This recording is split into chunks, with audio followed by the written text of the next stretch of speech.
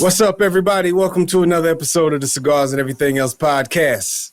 We are in episode 63, or should I say season 2, episode 13, man. I like it. I like it. Yeah, season 2, baby.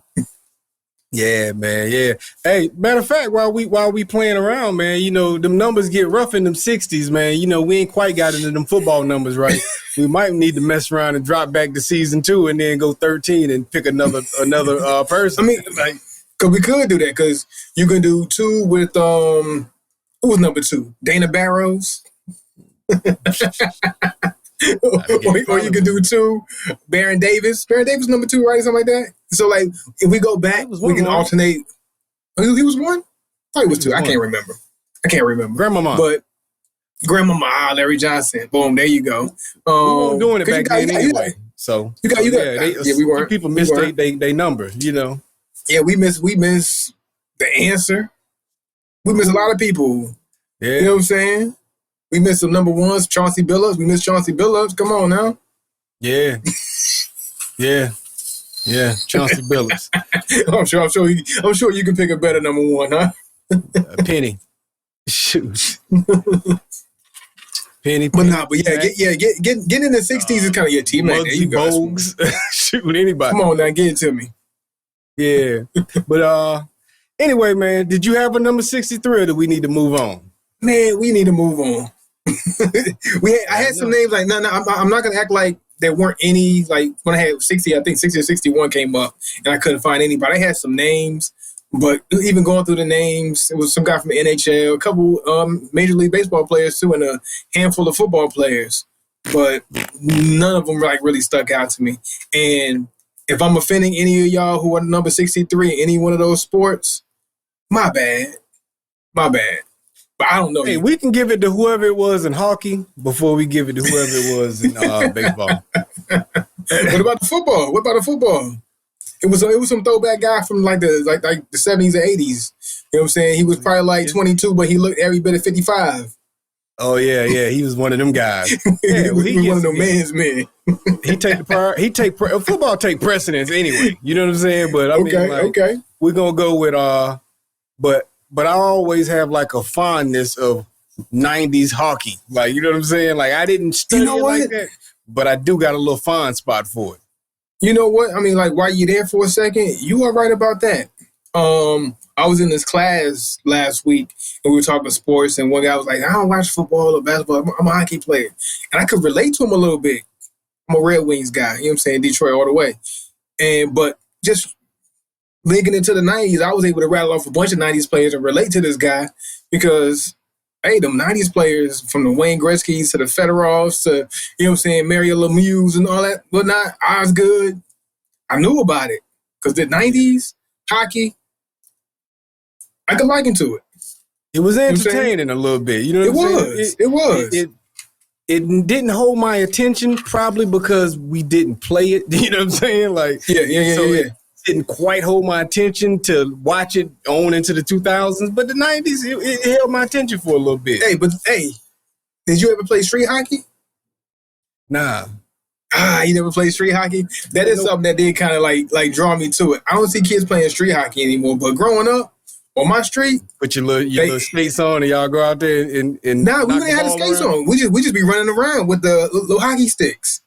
We got the little goals, or we'll set up like some little cones and say this is the goal, and we're running around with the little plastic hockey sticks and like a tennis ball or something like that. That's how I feel, like down the street ball or something. Hey, but we was getting that hockey mindset in back then, even in the 90s. I had the plastic hockey set too, though. You know what I'm saying? While you there you go. It. I didn't even remember that you just said it, but I did have it myself.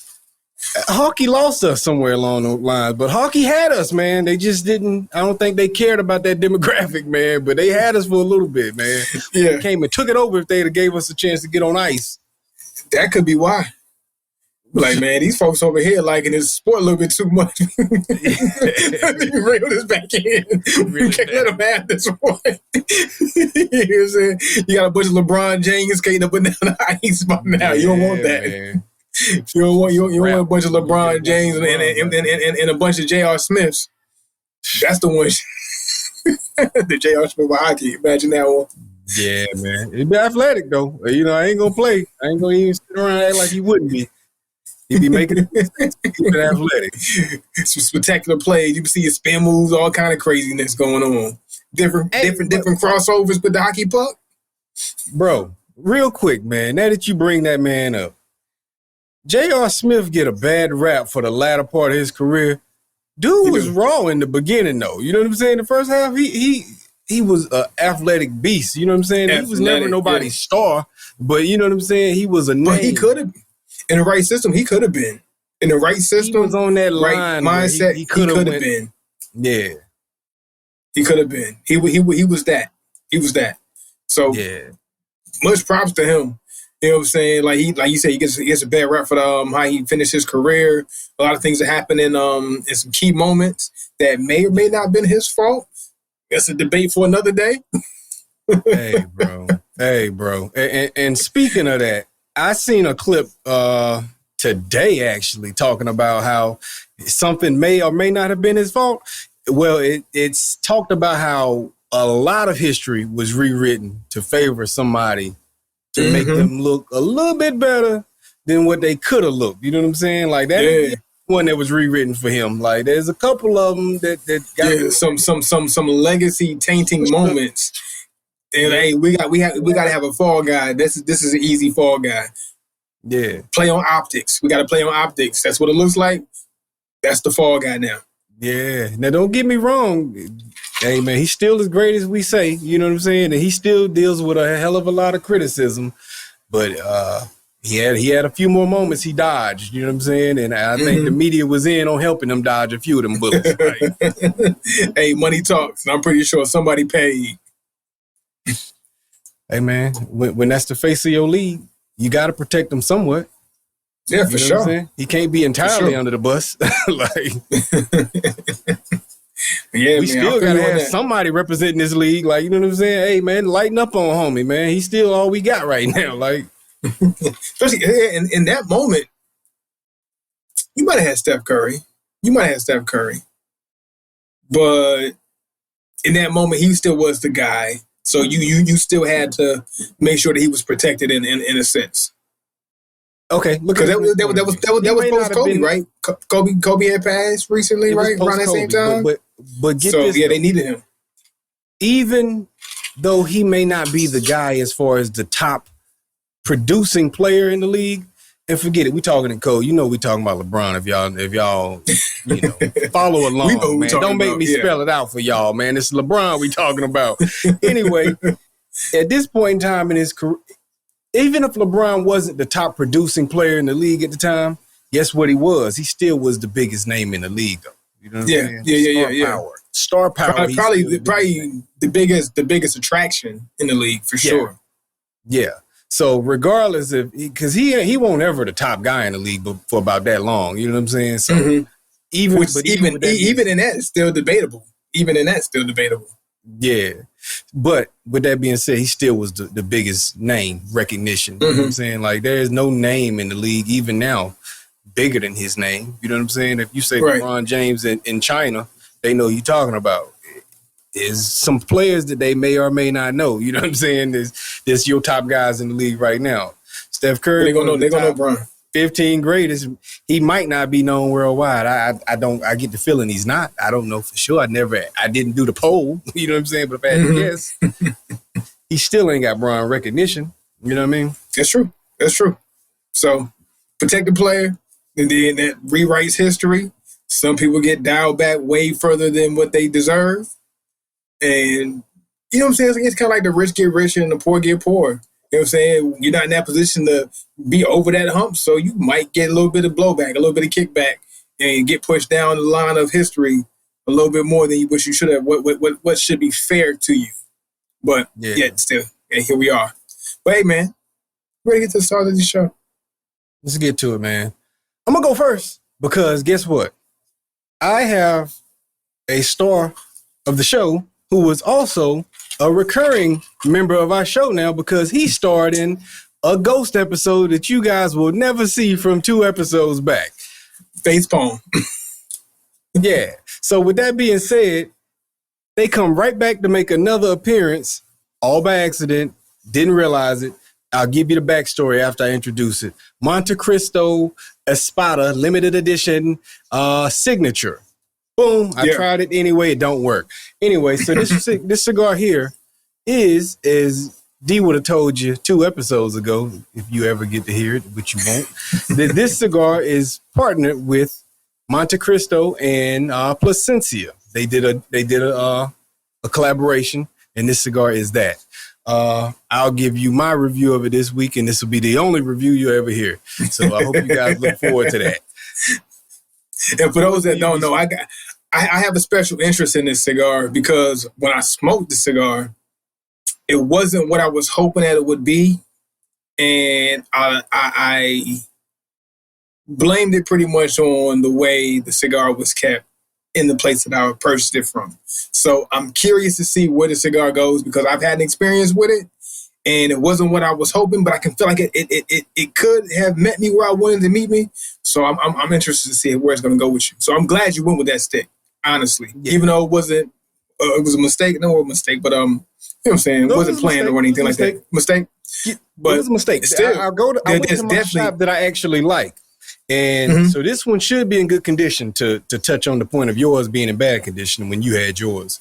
But I went in there and my eye just got drawn to this Montecristo. I didn't have no intention of buying it. It is a catcher though. It grabbed my attention. I said, if this cigar shop doesn't let you touch it. So I tell my concierge, hey, grab that for me there, boy. And then he grabbed the stick. I didn't talk to him like that.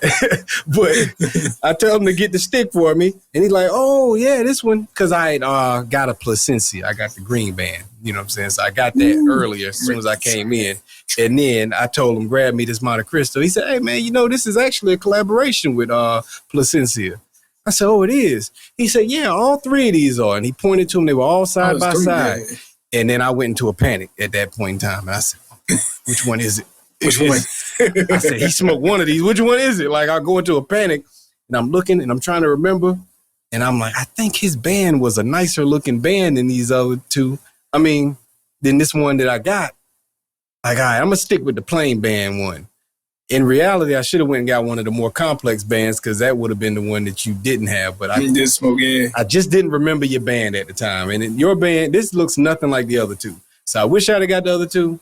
I still probably will get the other 2 at some point. Right. But like I said, there's still value in you smoking a stick because I don't feel like it got a fair shot anyway. So this might be the most fairest opportunity that we have to get a decent review on it. So here we are. Yeah. And it also says that it's of Nicaraguan origin and Nicaraguan binder, Nicaraguan filler. And my stick was $17.10. And it says it was handmade in Nicaragua. So hopefully this is actually a handmade cigar. I like that. Yeah, for sure. Hey, look, man. So I have an interesting one. Not necessarily about the name or the cigar brand or any tips and tricks of the particular, makings of the tobacco itself. But I have an interesting shape. I don't know if you can see this right here. The triangular? It's rounded. It's rounded, flat. It's pressed, but rounded in like an oval shape, like the shape of your mouth, I guess. Yeah. I was not able to find out what the name of the shape was. The person in the cigar shop couldn't give me any answer on it. But I have never seen a cigar with this shape, and I always like an interesting shaped cigar. We tried a bunch of. We tried the octagon shaped Plasencias. We tried, of course, box press. What's some other ones that we've had? We when we see them, we try them. So this is definitely one I saw, and I'm like, you know what? I have to give this shape a shot and see what does it do to the smoking experience. It's a Casa Magna. D Magnus 2 Limitada. So it's a Casada. So it's limited. It's like a limited edition type of cigar, Limitada. Give you some run through of it. Nicaraguan wrapper, Nicaraguan origin, binder and filler, all Nicaraguan, right? So I wish I can give you some more information on like why they chose to go with this particular shape. What does this shape have? Like, what kind of benefits does it give you in your smoking experience? I mean, granted, I'm going to find out eventually as we smoke it, what it does for me, whether it's a benefit or a hindrance or whatever. But I'm really interested to see how this affects the smoke. It's pretty cool. Hey man, go ahead and do like a V cut on it or a punch. Do something stupid that don't belong.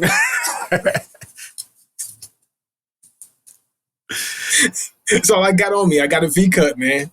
So I'm gonna go with a V cut, but I think I'm gonna have to cut this bad boy sideways or something like that. I was sizing up like I'm gonna cut this. Like I can't cut it this way, can I? I guess I gotta cut it sideways. So we're gonna see if it's gonna be weird or if it's gonna be actually a dope experience. I think one of my favorite cigar shapes and sizes and gauges that we smoked was the long one. What was that one called? The long thin one. Yeah, the long thin one that we smoked. I can't remember what it was called. Man, I think I called it the wrong name, and then you called it what it was. Is that what we talking about? Yep. I can't remember right now. I feel bad. I can't remember. Cigar aficionados. Come on, guys.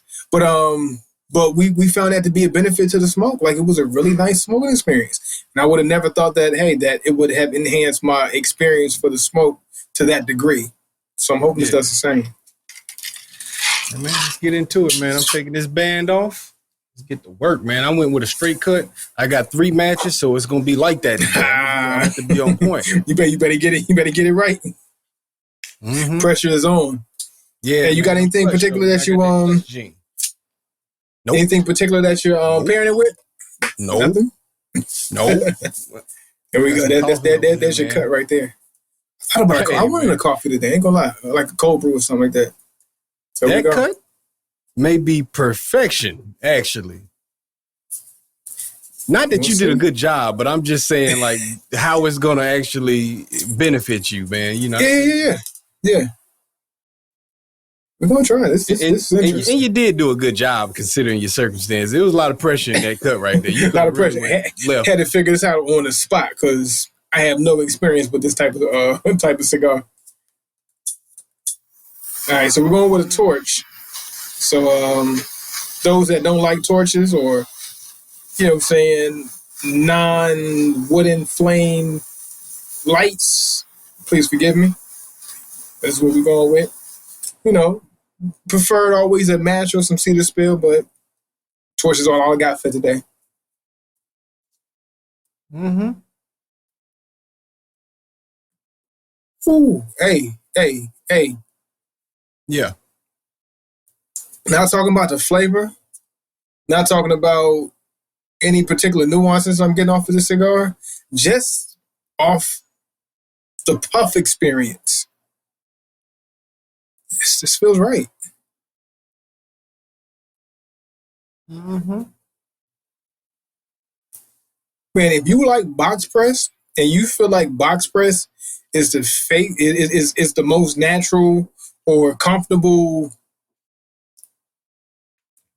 way to puff your stick, this beats it by 10 times 10. No surprise, man. I got a nice breeze. My cigar is well lit, but it is not lit all the way through and through. Man, what we doing? Breeze. How many matches we got? I gotta go 2, but I'm gonna pull this out for insurance. Cheat code. Cheat code. Hey, look. Hey, no, for real though. That cedar spill is a legitimate cheat code, but it's the best cheat code of all time. It gives you those flavors. It gives you that enhancement of your flame, and then you're gonna get some extra flavors off of the fragrances off the cedar itself too. Mm-hmm. Nothing wrong with it. And I'm drowning it in fire because I ain't got no matches. I ain't got time to play. So you gotta get to it. Hey man, that was a lot of fire right on that stick, man. I had to put it right in the flame. Forgive me. I'm judging. Me and the rest of the cigar community, we're judging right now. Hey, look, Y'all should. Y'all should. You got to take that one. It's demanded it, man. Look, I couldn't stop production right now, man, and I'm not prepared. So I had to do what I had to do to keep the show rolling. And I got to keep this burning throughout the entire show, man, because I'm down to my last match, and I don't want to risk it. Yeah, and ain't no relights or limited relights. So I'll go with what I got to pair it with. I got some lemonade and some Casa tequila. Okay. We sticking with the tequila. I think this bottle was around 40-ish bucks, 30, 35, 40 bucks, somewhere in that range.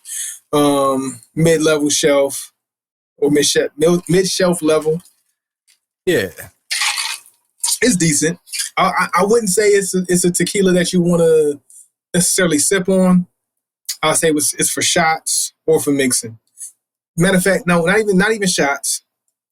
It's a good margarita mix. If you want to put in a margarita, Casa Noble, that's your margarita. We talked about it last week, and I was trying to put my finger on it. Now that I got it, it's a margarita tequila. It's not a cheap tequila that you're just gonna throw in. It's not a I was gonna say Jose Cuervo, but Jose Cuervo they can step it up every now and then, but they do got some cheap tequila. Let's not get it twisted. And a lot of people throw that cheap Jose Cuervo into their margaritas. It's not that. It's gonna be a good tequila that's quality enough to give yourself a premium margarita. I'd say that because you're not gonna put your Clase Azul in your margaritas. I wouldn't. But if you had to put a tequila, I'm not even gonna put Avion in my margarita. But if I had to find a tequila to put into a margarita that's gonna give me something better than the basic, I say this Casa Nobles. Okay, I ain't mad at that. It's a good idea. It's a good idea, man, because you about to say it's get drunk tequila, and that's I got time for that at this point in life. Like, nah. Hey man, let's move into the actual show, man. All right. So, I have recently come across looking at some old R&B music videos, which led me to an epiphany about myself. Now, I haven't worked it out in my head entirely, so maybe I've misassessed it, but this is my assessment of what I realized looking at those. It gave me nostalgia and took me back to my childhood looking at them old videos. Mm-hmm. It gave me a memory that is so distant now that it made me realize who I really am in my purest form. I learned that I am really a hopeless romantic, bro. And I never realized it about myself. And I think television in general has hurt not just myself as a millennial, but all of our generation has been affected by television, if I had to guess. And I think we've all coped with it in different ways. So let me break it down even further. You look at the old music videos from back in the day, whether it's R&B songs or whether it's the rap songs that was dedicated to like love rap songs and stuff. Mm-hmm. Look at them videos and I used to be like, man, I want a girl like that. I want to be kicking a girl like that. You looked at the old TV shows and I said, man, I wish my family was like that. You see the Cos, Winslows, and all these different people, and they got a perfect bond, and your family don't look like that, really. You know what I'm saying? Y'all a lot more dysfunctional than that. And I just think we all wanted this utopian thing that we saw on TV, and then you realize life ain't like that. And I saw these relationships in these music videos, and then you get to the point where you start talking to girls and you go out and talk to girls and you try to be this lover that you see in the videos and you realize they don't like that stuff. And then you get your heart broken and then you become a womanizer and you say, oh, being a jerk and a womanizer works. It works. This is more effective. Forever. But you really just wanted to be this lover boy that you saw in the videos and stuff like that. Mm-hmm. So I think me wanting this utopian perfect world that I saw on TV it affected me where it turned me into this asshole. Savage. Like, you know what I'm saying? Like, it's what I really wanted to be in my purest form was just a nice guy that wanted what I saw on TV because it looked fun and it looked perfect and stuff, man. And I think all of us probably have been affected in somehow by television because you look at how we try to parent our kids and we try to do stuff different and we try to chase that little perfect world all You over. know what? Man. I 1000% agree. I 1000% can relate. And I don't know if you knew I was gonna go here or like see eye to eye with you on this, but no, I can see it though. I can see it. It makes sense. It makes sense. And I look back and I think about just Black culture. Not just Black culture. I'm not gonna say just Black culture. Well, I would say more so Black culture because it's what relates more so to me. Because I think at some point, especially from the 70s into the 80s, we decided to shift the way we had an image on things. You think about Good Times in the 70s, you think about Sanford and Son, and you know that stereotype of Black family struggle, to this and that, living in the junkyard type of deal, and we wanted to step away from that in a sense. So what happened is we started to create these ideas of what we wanted our families to look like, feel like, dream like. Music changed a little bit too. You know, we started dreaming a little bit more, and then we started selling dreams. We started selling dreams through media, through TV, instead of media being a reflection of reality. And we still had a great deal into the 90s, of course. But I think in the 70s and whatnot, it was more of, let me just talk about what's going on. What's happening now? It was what's happening now. You know what I'm saying? And then we grew up in the Cosby Show era. We grew up in the hopeless romantic, you know what I'm saying? Gerald Levert and Keith Sweat and these guys, you know what I'm saying? As yet. Nice. we grew up in that hopeless romantic era. We grew up in a dreaming era, which I feel like is some kind of benefit to us, but then also a hindrance to us as well. Because we looked at it as like, well, my life is not. Say what? It gave us something to aim for and to dream for. Yeah. Fantasy. But when you get hit with the reality, it does something. It affects everybody. Yeah. But it depends on who you are and how you. Because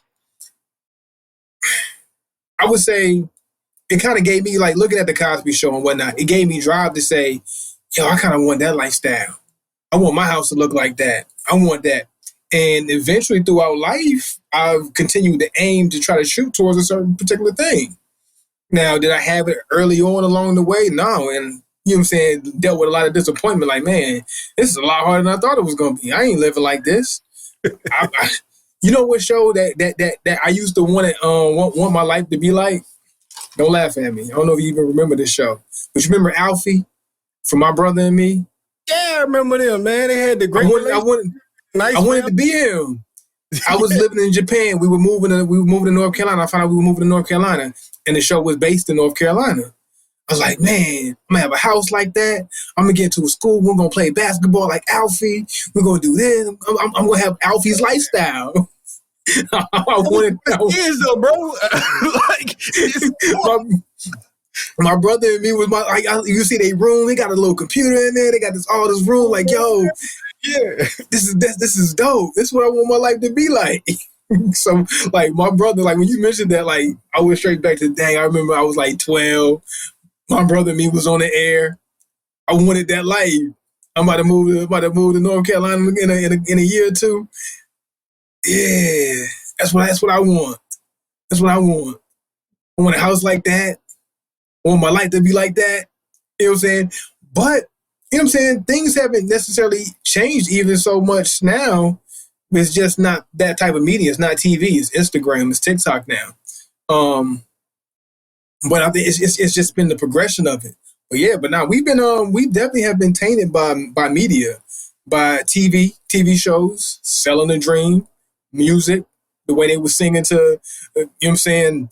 That's how I got most of my game. That's how I learned how to talk to females. That's how I figured out what to say growing up. When I was 12 years old, listening to 112 and songs like, you know what I'm saying, whatever, like R. Kelly, and even like just emulating some of the things that they were saying in some of the songs. Sometimes we just play a song to our girlfriend to say, "Hey, look, this is how I feel." And you have to say a word. You let them talk for you. The music, you know what I'm saying? You could record it on the tape, play it back for her on the phone. Hey, listen, man, you had a song in the background, so she knew what vibe it was on. You was on. What time? You don't even say nothing. Don't even gotta say nothing. Let the song talk for you. Yeah, I think all hopeless romantics and stuff, man. You life shows you that's not that ain't real. Right, hold on. The world's a little bit more cruel than the picture that was painted for me. Yeah, man. You realize, you know, TV. They have a problem in the family. They fix it in 30 minutes, man. They back to being a family. Everybody happy again. Like, you know what I'm saying? You right? Hey, yeah, they fix it in 30 minutes. In our house, plus commercials. We still mad with our family to this day, like over stuff. Like, you know what I'm saying? Like, everybody still got issues in their family we ain't resolved yet. Like, you know what I'm saying? You see Eddie Winslow and Carl Winslow hugging it out? Man, we ain't never hug in my household. Like, you know what I'm saying? Like, that's what I'm saying. Like, why my daddy don't hug me? Why my daddy ain't? We ain't hugging and stuff, man. You know, like, you know, you look at it, but it gives you something to aim for. But, you know, it all, the disappointment of it all is disappointment does differently, man. Like, think about us as millennials. Outside of just TV, the disappointment we have. Everybody tells you, hey, man, you know, when we were coming up, it was, hey, work hard, go to school, get your degree. You're going to be on top of the world, man. You're going to rule it, man. You're going to buy you a house. You're going to get the car, the kids. And then all of us had this dream. None of our parents, most of our parents didn't have a degree when they were telling you to do that. They just were saying, hey, what I did didn't work. You need to try this. This is the path. You get in school, and then by the time all of us graduate and get into the real world, it's like degrees don't even mean what it used to mean no more. Like, you know what I'm saying? Like, and then you just bad off as everybody without one. Like, and that's the disappointment of everything we thought was real. You feel like I've been lied to. Been lied to. You know, I just had the thought of continuing my higher education maybe 2 months ago, 3 months ago. You know, I went 07 to now, 16 years of resentment from my college experience. Yeah. I'm never going back to school, man. People ain't never getting my money again. I've been lied to. I've been hoodwinked, bamboozled, led astray. But that's real though. Like when you get into reality and you see reality for what it's worth, and it's like the ideas that you are given as you're coming up, it's like it's not matching up, and it leaves a bitter taste in your mouth for a long time. But bro, I think it's only our generation that dealt with this though. If you think about it. The boomers didn't have this. The reality was whatever. Because there was no expectation. Yeah, reality was reality. Like you said, what's happening now? What's going on? Like it's about the now and pushing, trying to push. Okay, it's more awareness of the situation that you're dealing with. All right, how are we going to push past it? Are we going to push past it? Or are we just going to be like, hey, we're dealing with our situation? But you know, you said our generation, we dealt with the dreaming. Now, I mean, like, I'm not going to sit here and act like they're dreaming like that, like because they're what, the 70s, you know what I'm saying? We're the 80s as millennials, you know what I'm saying, up to the 90s. Gen X was like just starting to be on the beginning end, so they might slightly relate to this, but even then, they weren't sold the dream as much as we were sold. We were, yeah, because the whole college thing. By the time that stuff came, when we were dreaming, you know what I'm saying? They was already young adults, so like they was in the life already. They were buying houses or capable of buying houses for affordable prices. You know what I'm saying? So they didn't have to deal with the dream. It's millennials who were sold this dream, and then by the time we were all ready to buy houses and do all this stuff, everything's going through the roof. Like, you know what I'm saying? Like we did not only as millennials. First of all, when we became adults, we had to deal with the recession, like in our early adult life. You know what I'm saying? Like that hit us right off the bat. Then after they cleaned that up and we got able to get through it a little bit, then the world we still trying to recover though. And it got weird. The world got different. Like we were like, oh man, everything different. You know what I'm saying? The technology. We didn't get a moment to catch a break. And now you come into 2020 and now we got another recession that they're not calling a recession, but it is. And the house and everything's going up. The cost of everything, inflation, Like we ain't. Now I know this new generation, Gen Z, ain't really got a break, but they grew up in a world where this is the world. What they live in now, this is all they ever know. So they don't know nothing else. You know what I'm saying? We mentioned this before. I believe like our generation, we probably dealt with the most shift and change. Most transition. We've probably seen the most. Yeah. We've probably had to deal with in real time, not being established or as established as we would like more than any other generation.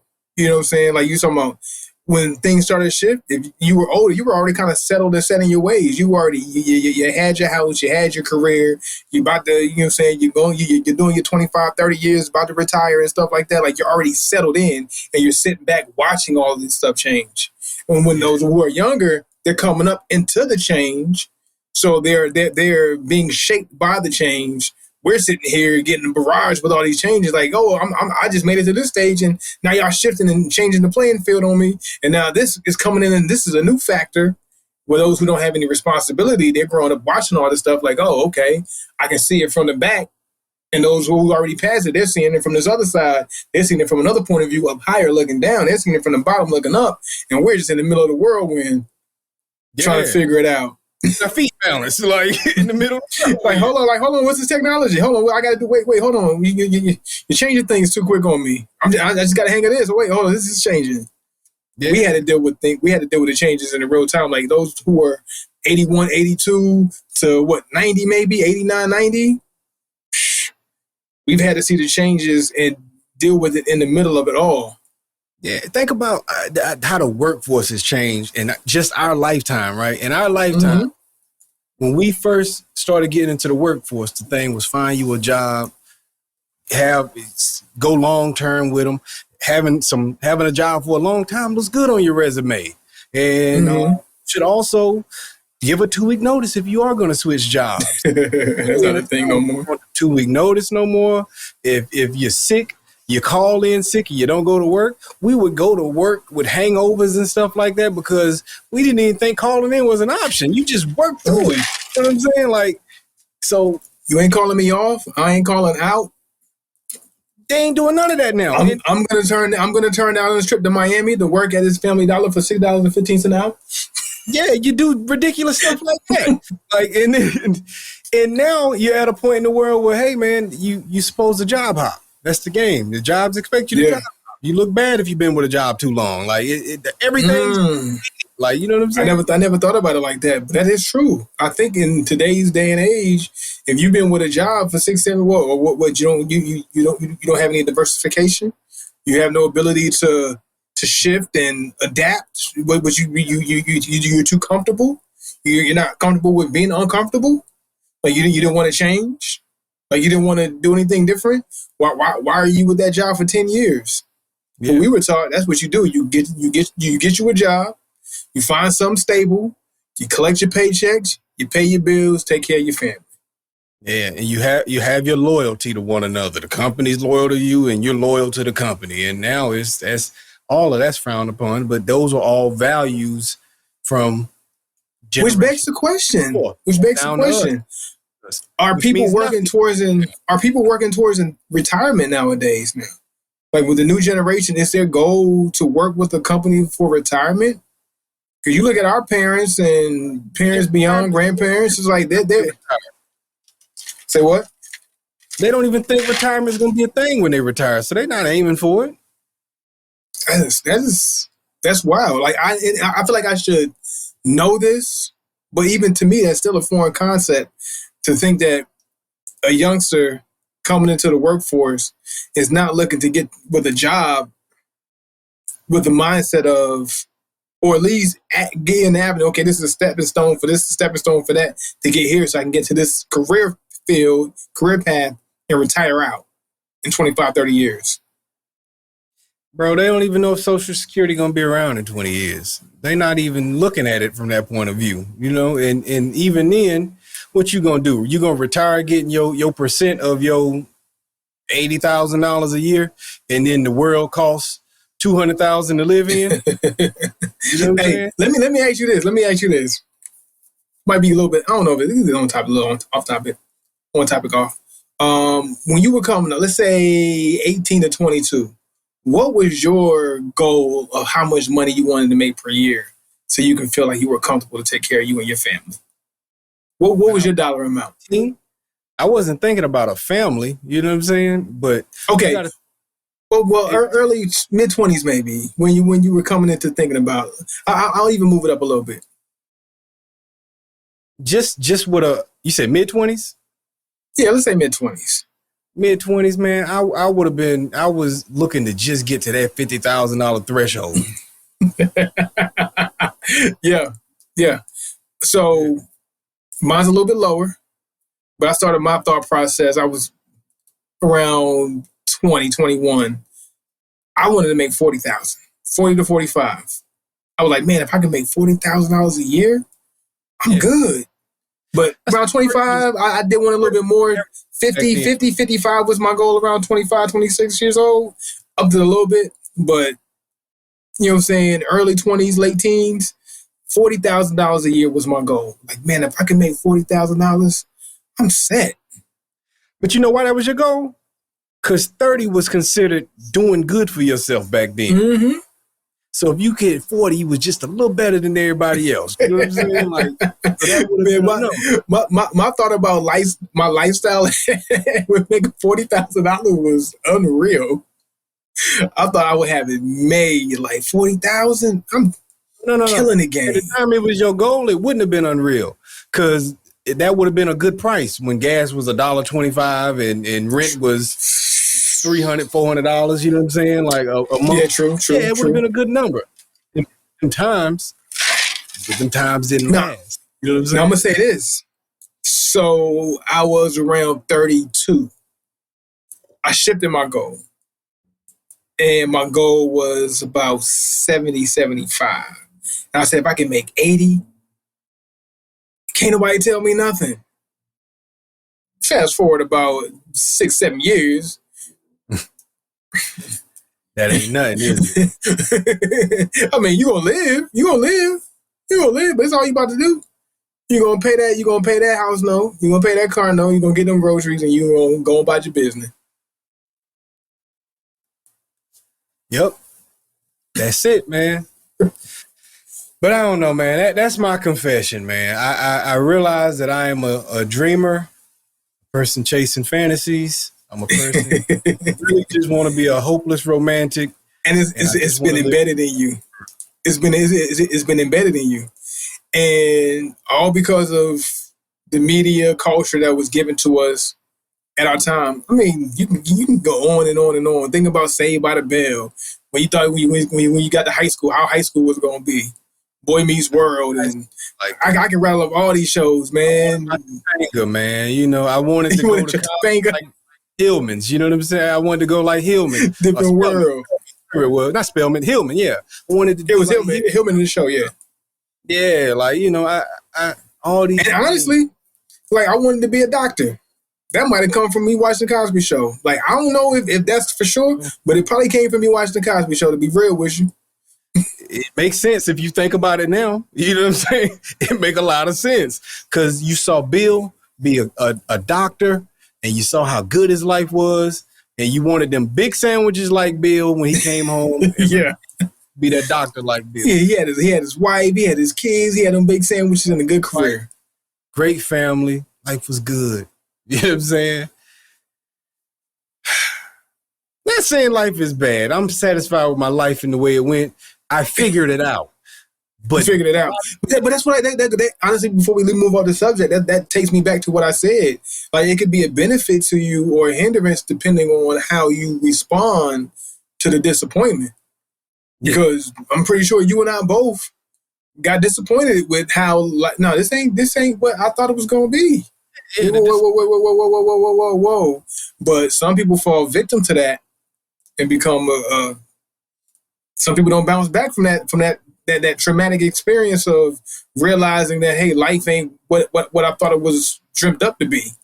right. They're long term affected by it and never recover. We've recovered. This is a Yeah, great point. we've been through our tough times. You and me both, but we figured it out. Both into stronger people because we said, hey man, I ain't about to give up. All right, that ain't what I thought, but I just can't quit. What's next? Yeah. You know, and you have to show some resilience. Because I still wanted to make it what I thought it was going to be. I still wanted to make it that. That's the crazy thing. I don't know if we stupid or if we just got a lot of heart. Because I don't think I ever gave up, and I don't think you ever gave up. You know what I'm saying? Like, it's gotta be possible. It's gotta be possible. Okay, I don't care how many times I get smacked down. Like, nah, man. I saw it on TV in 1989. No, you are not gonna tell me. You know what I'm saying? The Easter Bunny is real, and I don't care. Yeah. That's basically what it comes down to. It's gotta be. Bill did it. I can do it. No, going it. Shoot. Bill did it. Yeah, where that landed Bill. But anyway, man, we're gonna move on, and we ain't gonna do no. Yeah, I said it. We're gonna move on. Let's skip the midway review because we almost at the end anyway. Yeah. We almost at the end. I'm gonna jump into something totally different here, man. I saw something on Puffy P. Diddy, Sean Combs, whatever you know him by, has recently given back some of his bad boy artists they publishing. Yeah. Now, with that being said, a lot of his big artists had already got their publishing back. So now these are the B and C class artists are starting to finally get their publishing because all his top tier artists got theirs back through other forms of recourse to get it back. You know, I don't think it was smooth for none of those guys getting theirs back. It was a war, but they got theirs back. So now, after they got theirs, Puffy has decided I'm going to relinquish the publishing to all the smaller artists. And it's been released in a form where it's kind of like to be celebrated. Like, look at this kind act. Maybe it'll move the music industry in a better direction if more people take lead on this. When I heard the news, and I found out that it was just those lower level artists getting theirs back, it made me wonder about it. I'm like, well, how is he really doing them a favor? You know what I'm saying? All these Bad Boy Records ain't really had no they have not been, love you, Puff, but your label ain't been relevant and since really early 2000s. You know what I'm saying? Early 2000s, in the music industry as a label. Yeah. You as an individual in your brand, but your label, ain't nobody been raving to get signed by Bad Boy. Bad Boy ain't been putting out no hits since early 2000s. So since the band.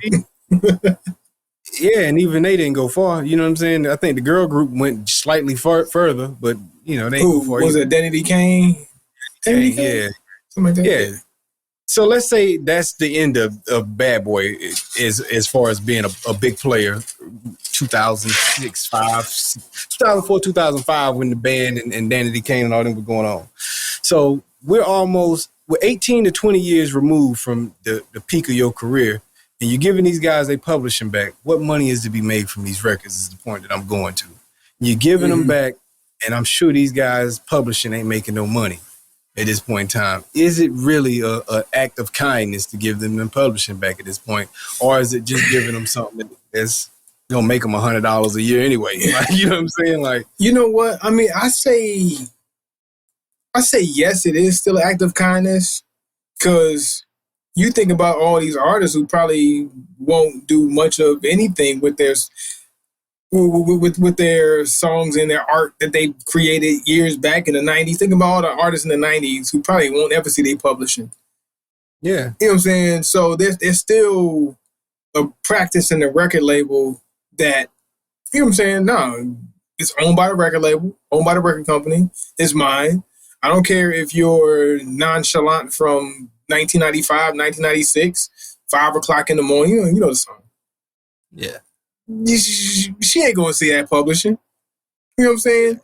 But when's the next time that song's going to be used? You never know. But at the same time, a lot of these songs, as we watching them come back, you might see them in ads and things like that, which is a real cool thing. You know, they might still have an opportunity. You know, for him to give them back their publishing is still something, because all the practices from the 70s, 80s, 90s, 2000s of artists who didn't really become huge or big, that'll never see that publishing ever in life. So he's still doing something outside the norm. Yeah. And the nostalgia from these songs as they might start coming back, you know, especially those guys in the later 2000s, early 2000s. And as time goes back and they'll become more nostalgic songs, and the reuse of them or the re-release of them, it might be something.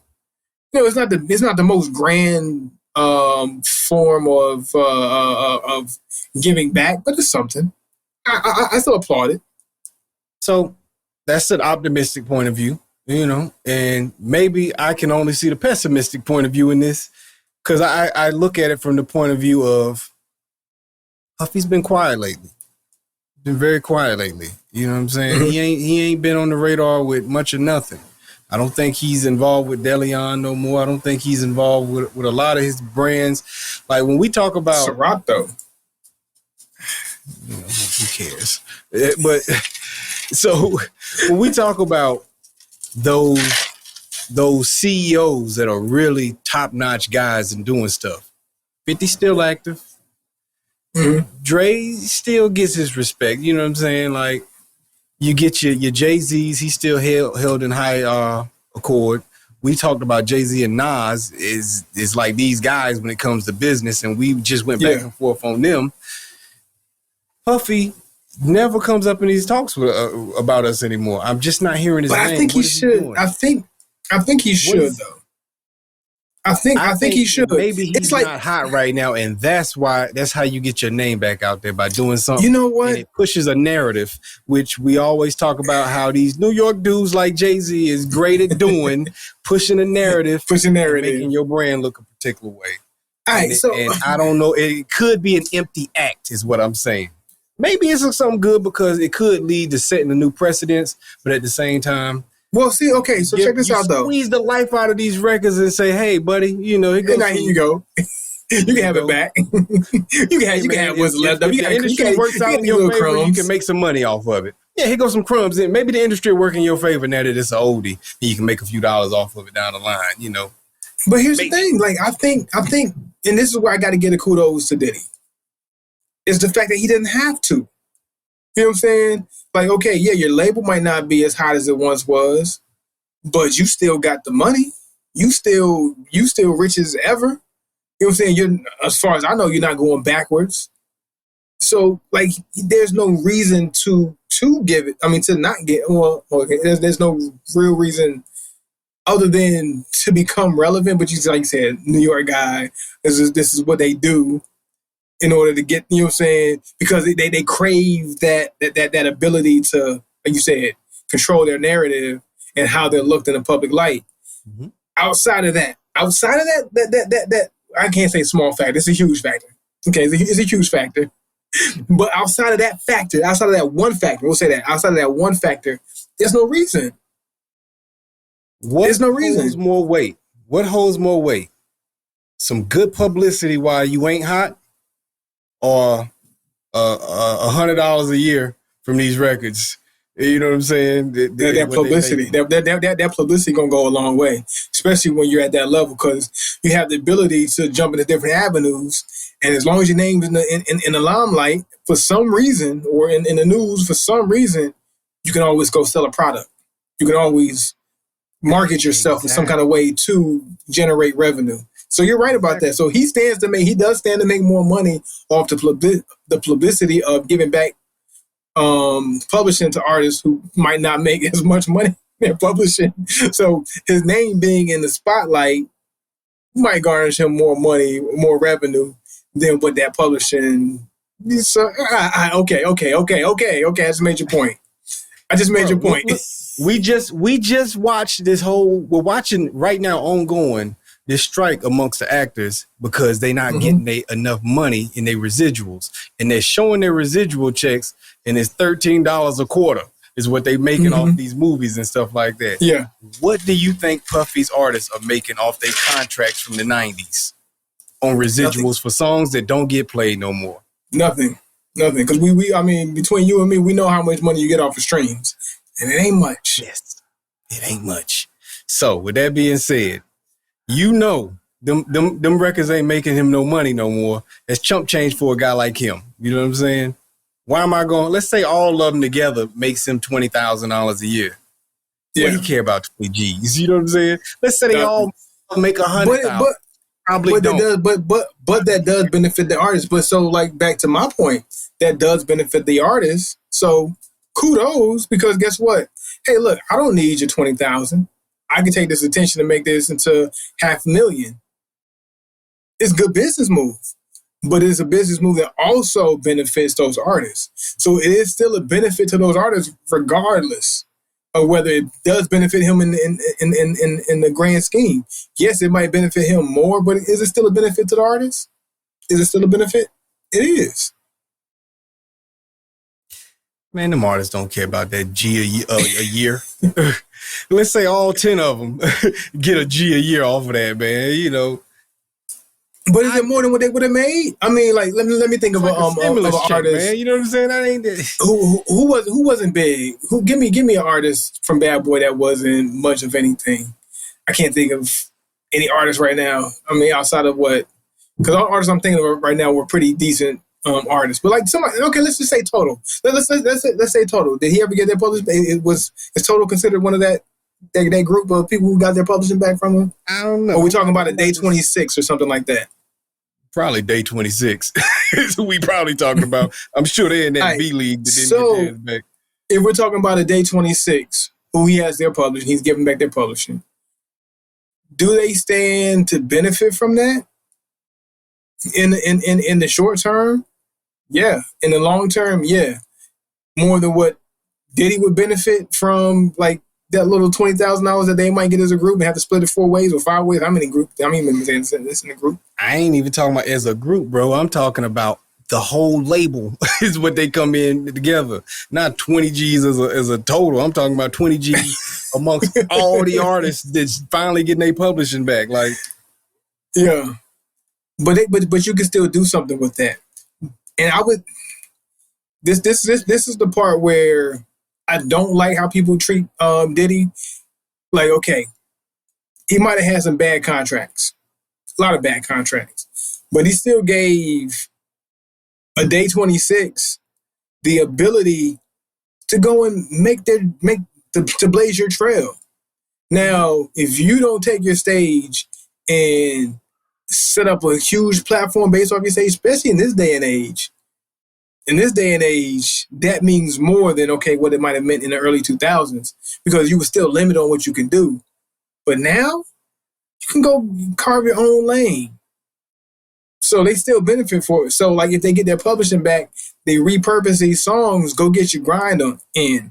Try to get your songs marketed in some kind of way, in some kind of usage for whatever project, movie, or whatever, and get the residual from it. Now you have the ability to say, okay, Diddy himself, I'm not going to take a Day 26 song and try to get it on this movie. I don't really care about the song. But Day 26, now you can take ownership of that song and say, okay, now we can move this music the way we want to move it and try to do something with it. Now the grind's on you. Yeah, all the stuff would have made Bad Boy $20,000 and Day 26 themselves maybe $4,000 or $5,000. But now they have the ability to take that song and say, okay, it would have just made $5,000 just sitting in the vault or whatever, nobody really pushing or doing anything with it. Now I can go do something with it. Now I have the ownership to go and market it the way I need to market it. So now the grind's on you. I gave you the platform 15 years ago. What did you do with your platform?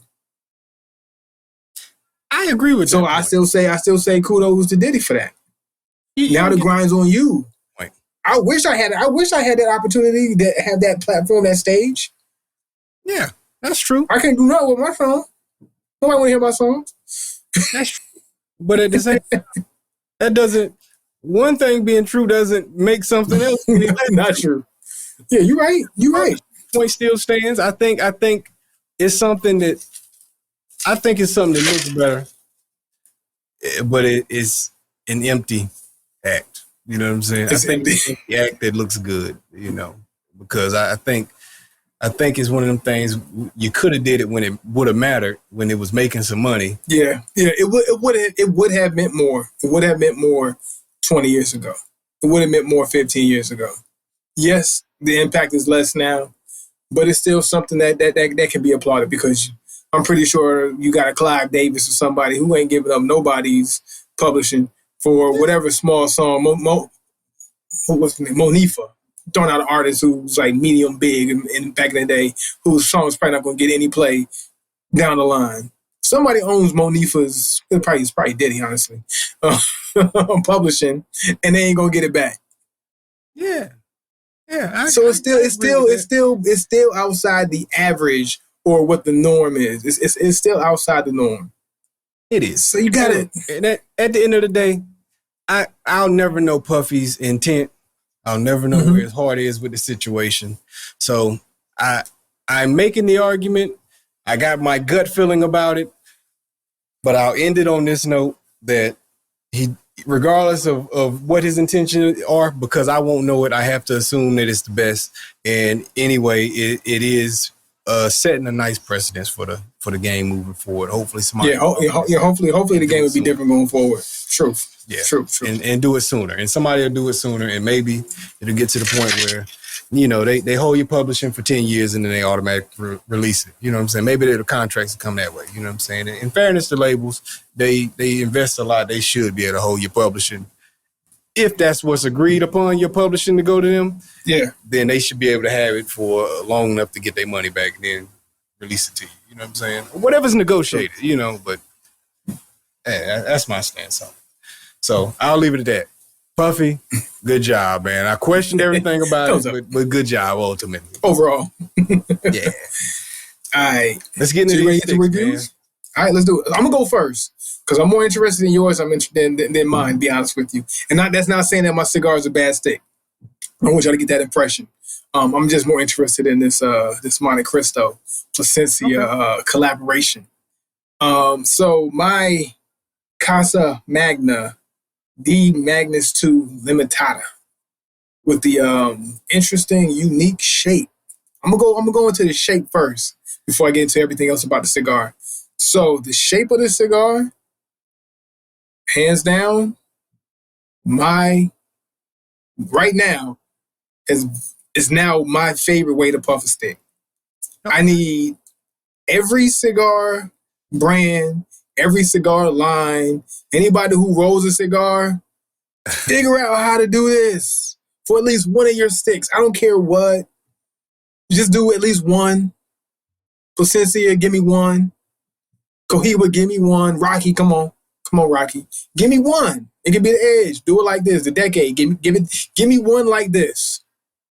I need at least one from every cigar line across the board, because this is a beautiful way to puff a stick. I thoroughly, probably more than the cigar itself, enjoy puffing my cigar like this. This was pleasurable. This was dope. I enjoyed it. So comfortable to hold, so comfortable to puff. It fits the mouth perfectly. Pause. But it's just a nice, comfortable way to puff a cigar. Very casual. Like, especially if I'm in super relaxation mode, super chill mode, and I pick up this stick and I'm feeling chill. So I need everybody to press to the next level. It takes the press to the next level. So whatever you felt about a box press is just that much better. I've heard even some people say, or Placencia say, the octagon shape was supposed to be the more natural way to fit the mouth. No. Completely disagree. You know how much I love Placencia. This is it. This is it. Outside of that, the smoke itself was nice. It was real chill. It was supposed to have some spice. I got the spice Not in the very beginning, which is where you usually get most of your pepper and most of your spice. I didn't get that until about the second third. Throughout the whole first third, nothing. Just smoothness, a lot of cocoa, earthiness, some hazelnut. I would say a little bit of hazelnut in the very beginning. So it has some sweet flavors that kind of just rode it even kill, nice smooth smoke. But then after that, then we got to that second third. We started getting a little bit of spice. A little bit of spice got introduced. A little bit of pepper got introduced. But I kind of like that pepper being introduced after the palate was already warmed up. So that's something that also you can take from Casa Magna as far as how they did that. Introducing spice in the second third is something I'm not used to. You usually get that in the very beginning, or you'll get that at the very end. But somewhere in the middle, okay, after my palate's already nice, warmed up and going, and then you start throwing a little bit of hints of spice. Actually, I like that. Kind of like that. It's kind of like eating some chicken and waffles and throwing some hot sauce on it and having some sweet and spicy on it. So, well done. So to rate the cigar overall, man, I want to put it in the 4s. But the cigar itself, I'm going to have to give it in. I'm going to have to put it in the 3s because it's not a 4. It's not a 4 for me. Now, the shape of the cigar makes it a 4 in my mind. I'm going to say a 3.7. 3.7 for the smoke overall. The overall experience, I'm going to say 4.0 for the overall experience. But if you're just going off the taste of the cigar and how the cigar feels when on the palate, 3.7 on the palate, 4.0 overall just for the total experience. I dig it. Okay, so for me in this Montecristo Espada signature. All right, so I know you're looking forward to what I have to say. I don't have a lot to say about it, man. Started out on the initial, when I actually lit it up, it started out giving me, kind of put me in the mind of like one of the Olivas right off the bat when I first lit it up. Okay. And I'm like, okay, I was looking forward to seeing where it was going. In the beginning, very early on, picked up on mainly just earthy, woody type notes and whatnot. That was pretty much it. That was in the first third. Then when we got started to move into the second third, which I haven't got deep into the second third, but I'm just getting into the second third. It kind of continued to be more that earthy feel. Was a little bit of creaminess to it. I'd say a medium body smoke. And I picked up on a good amount of spice, but really mainly on the retrohale. So my spice came in on the second third for me also, like you said. Mm-hmm. I didn't really notice it on the first third too much. But it was more like a peppery type spice, you know what I mean, for me. Mm-hmm. And it was very noticeable on the retrohale. Not so much during the actual smoke of it. And I don't know if this is me, just because last week I dealt with so many changes throughout my cigar, where this time I didn't have quite as much developing within it. So it just wasn't jumping out as me much. Very enjoyable cigar because you're dealing with Montecristo and Plasencia. They're the highest level. But it just didn't have very much, it didn't change much for me, man. It kind of stayed the same, which hurt me. I enjoyed, it didn't hurt me. It hurt what I would be willing to rate the cigar, you know. And of course, if we go into the final third or deeper into the second third, it may transition a little bit more. But as of now, I just didn't quite get the changes that I would have liked to got, but I did enjoy what it was, because of course it's done at the highest level when it's going to do what it does. It will reach the 4 mark, but it only reaches a 4. I give it a 4 even on a scale 1 to 5. Just didn't change enough for me, man. It was really good at what it did, but I didn't get enough out of it, man. You know, I went further beyond a 4. Just even 4 for me. I wanted to hear a more dynamic stick experience. Let me ask you this question before we go. Do you think it was Plasencia in the way they handle their cigars and how they just keep it even kill, but then just not enough to give you that top notch even kill? that battle of both. It Kept had pulling the it back element down. of the even kill. It did have the element of even kill in there that you mentioned it. And it was very smooth. But it's Montecristo and Placencia. You know what I'm saying? I wouldn't expect nothing else from it. Maybe the fact that Placencia is so even kill, maybe that hurt it a little bit. You know what I'm saying? Because it didn't have enough nuances to it anyway. So if you're gonna even kill it, like, you know what I'm saying, you gotta even kill it at the highest level. You gotta just keep even kill it up here. Yeah, like you gotta have a lot going on kill. And then even kill it. Don't just even kill like 2 or 3 little elements. You know what I'm saying? And then it's just like, all right, this is it. You know what I'm saying? Y'all did good, but you know, I'm waiting for something new to hit my palate. I really wanted something new to hit my palate, and I couldn't pick up on it. I was trying. I kept retrohelling at different points. Like, all right, I'm gonna get something new here. Maybe I got to do this. I'm trying to pick up on something new. You know, you pick up on more during your retrohell than you do just normal. Mm-hmm. Couldn't get nothing extra, man, except when the spice kicked up, and I'm like, okay, the spice just hit extra hard out of nowhere. You know what I'm saying? But that was it, man. Dang. And it's like it is twisted. A 4 is still. That's still solid. It's a good cigar. That's still solid. That's still solid. Yeah. Yeah, it's in the once you reach the 4 realm, you are a top-notch cigar.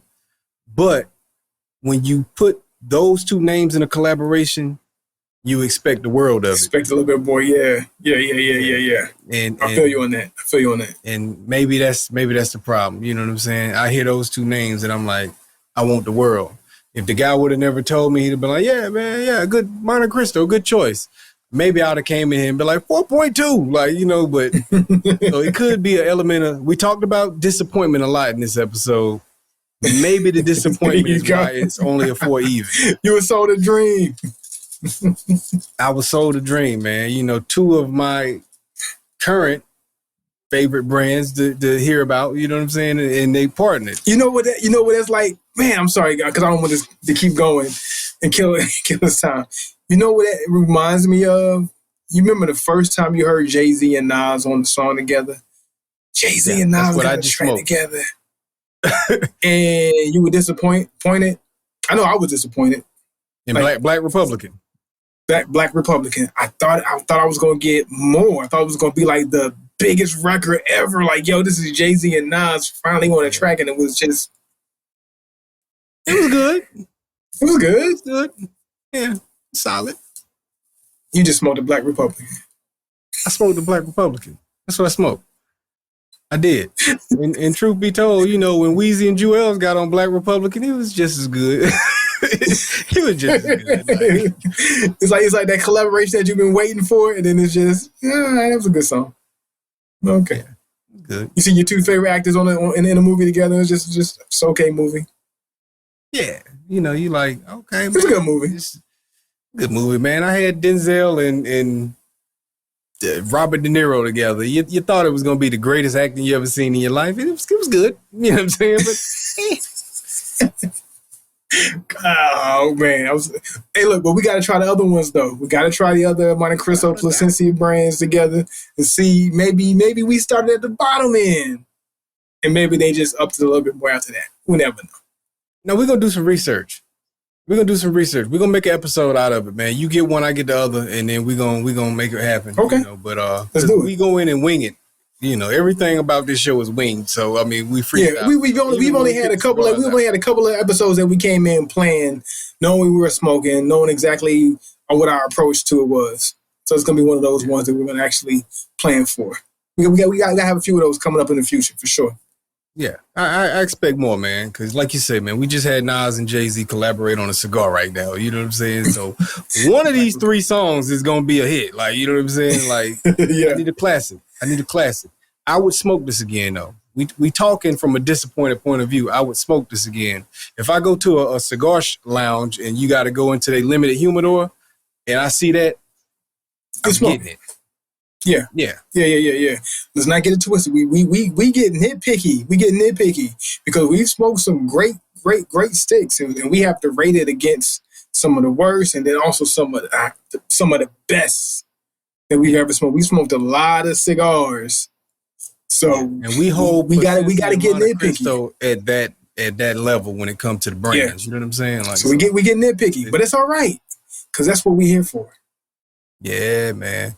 Hey, anyway, y'all, we appreciate y'all for tuning in this week's episode of the Cigars and Everything Else podcast. We'll get with y'all next episode. We out. Cigars up.